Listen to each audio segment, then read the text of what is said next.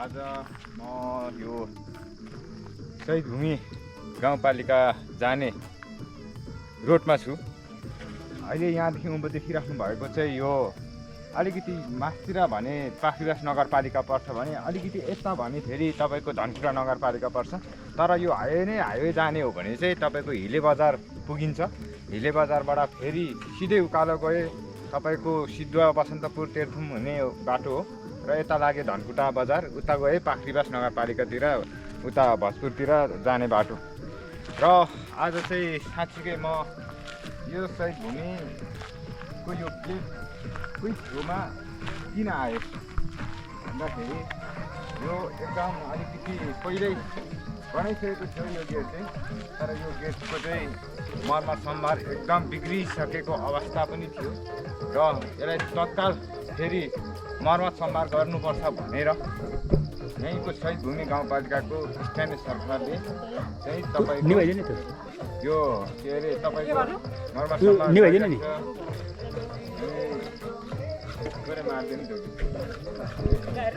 गीत मारिदिनु भनेको गीत 5 मिनट मारिदिनु।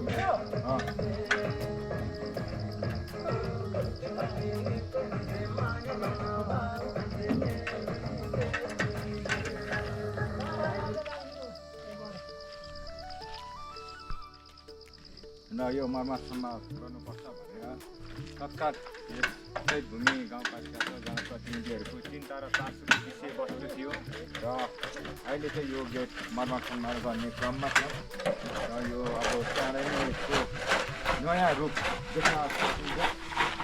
अहिले चाहिँ धमाधम काम भइरहेको छ र यो जुन चिज देखिराख्नु भएको छ अब अहिले यो टेकेको यो हाइवे भनेको चाहिँ तपाईँको यो शहीद भूमितिर प्रवेश भएँ म।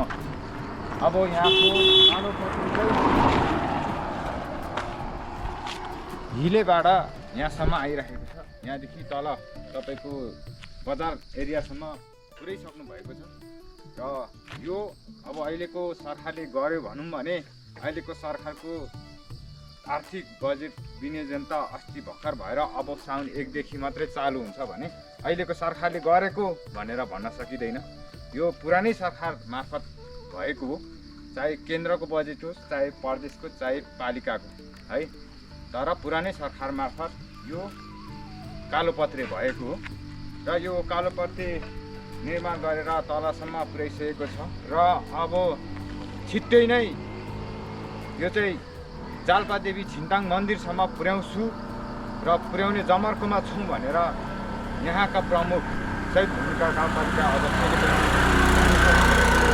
हामीलाई जानकारी प्राप्त भएको छ र तपाईँले चाँडोभन्दा चाँडो अझ तपाईँकै कार्यकालमा त्यो जाल्पादेवी मन्दिरसम्म तपाईँले यसरी नै कालोपत्रे गरेर तपाईँको कार्यकालसम्म गर्नुभयो भने तपाईँको ठुलो योगदान रहनेछ।